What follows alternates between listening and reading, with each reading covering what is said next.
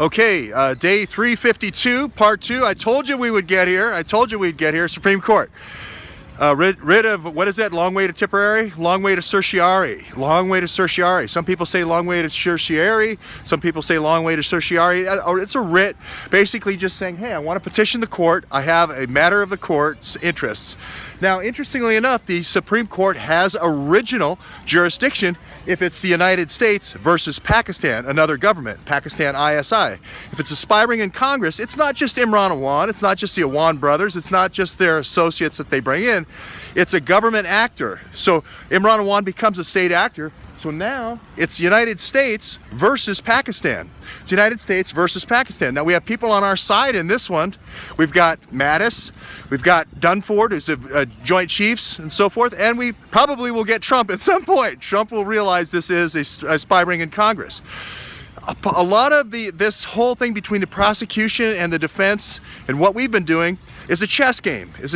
Two things happened, two moves happened that caused what happened yesterday in the courtroom.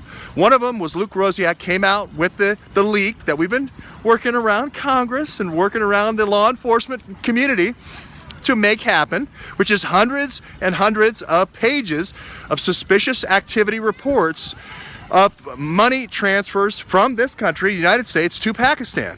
Suspicious activity reports. Those are FBI reports that say this is a lot of money. This is not money for funeral expenses for Imran's dad. This is in the millions of dollars, and I think it's over $25 million, okay? I'm just gonna say that right now. That forces Gowan, the defense attorney, to respond. Gowan cannot simply say anymore, this was for funeral expenses. It sounds ridiculous. He loses in the court of public opinion. The second thing we had was the router. Jason got the router. He got that picture of Queen Tut. They found that router. It's not a home TV cable. It's a router.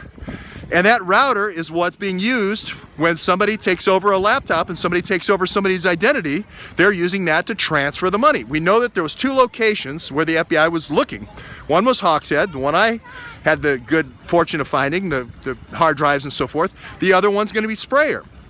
You put those two things that happened together, Jason and Queen Tut figuring out the router and the other stuff going on, and that makes it a combination where Gowan had to come up in court and say, hey, oh, by the way, this isn't working. We better say that there's lots of transfers and it was for the dad's farm.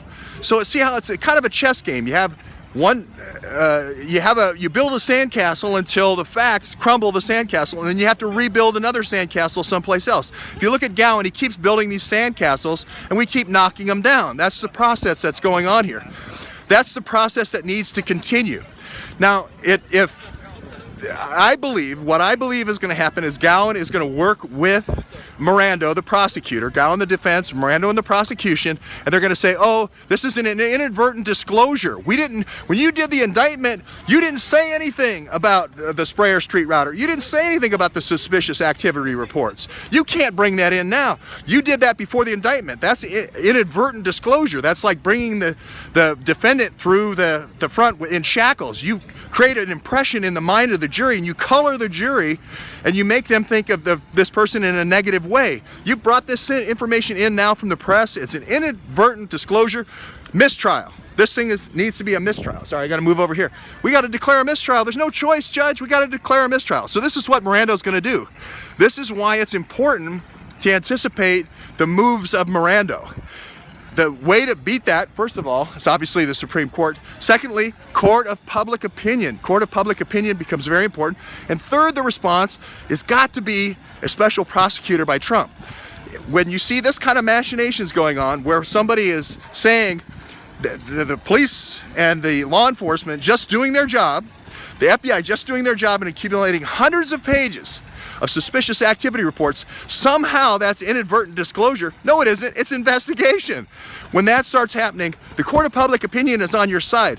Trump now can move for a special prosecutor. This really needs to move with a special prosecutor. We still don't know if Wasserman is related to Mirando, if that Wasserman's related to the other Wassermans that are in the OAG's office, the Office of the Attorney General. We don't know that yet, but it just looks bad.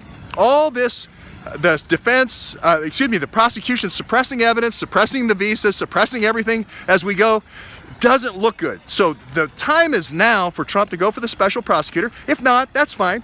Writ of certiorari, it's a long way to certiorari. It's a long way to certiorari, but we can go a long way to certiorari. It's right here. As a matter of fact, I'm standing right here. It's not even that far for a writ of certiorari. It's right here. So we can do that. We've got still the DC Court of Appeals, so that's there. If Miranda tries to do a fast one and declare a mistrial, it's easy. Writ of certiorari, special prosecutor, or DC Court of Appeals. Plus we have the whole grand jury appeals. We can go to the Commonwealth of Virginia. We got the Maryland we can go to. We can go to the Lords of the Manor in Maryland. We got all kinds of options. That's the importance here, is to keep focusing on the metadata of Sprayer. Sprayer is going to be the key. Sprayer is the key. You got to look at those emails that are coming from Sprayer. Those emails are coming from Sprayer, and if we can parallel construct, this is the reality, this is real parallel construction of reality, of those emails going through that he used, that Imran used. Imran's obviously transferring the money through other people's laptops. He's transferring it through Loretta. Not through Loretta, he's transferring it through Laurel's laptop as Loretta Hendricks. Then some new Redder moves in, he uses two or three of their emails, right? So that's what's happening here. So all we have to do is focus on that metadata. The Jaquaya email, the Loretta Hendricks email, and the other email I can't remember right now. I don't know if it's Kenneth Mormon or some other person.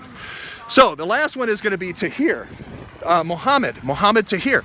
Or Atif, Muhammad Atif. The last one's going to be Muhammad Atif. Why do I say Muhammad Atif? Because Muhammad Atif is the guy who went to school at Johns Hopkins with Imran, right? And also Rayo Abbas, but then Rayo Abbas, REO Speedwagon, called himself Imran then. So we haven't really drilled down on that. But anyway, those three guys went to Johns Hopkins, right?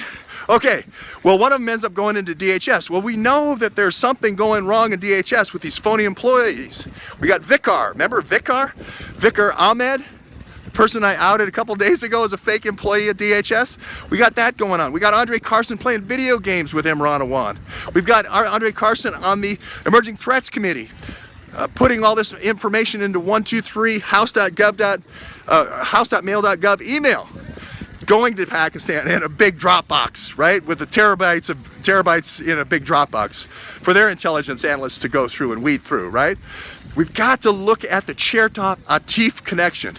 Chertoff knows Atif. Chertoff is always trying to take over the United States government. He is always not to be trusted. He's the same guy who's trying to put in the scanners out He's the same guy who's trying to put the scanners out in Las Vegas now. In every hotel, he wants to put them in every bus terminal, every place, because he has a scanner company.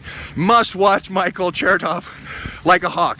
It's such an incredibly small group of people that is causing all of this inside pay-to-play crap. So now I really look at Atif now because he's got that Chertoff connection. I think he's from Voice of America. Voice of America being a cutout or a training ground here, entry-level position for CIA operatives here in town. Voice of America used to be Radio Free Europe, used to be RCA. So I don't want to. Atif looks like the one guy who actually did go to school and study. So I got to give him props for that. But I can't give him props for putting Pakistan over the United States of America. That's not going to happen. Not on my watch. I'll be dead on the floor here like Caesar before I let that happen. And that's what's happening. DHS has a core PAC ISI group inside of it bringing folks in from Pakistan ISI to be used in DHS and the Congress over there, and the Congress against the people of the United States of America. No, that don't happen.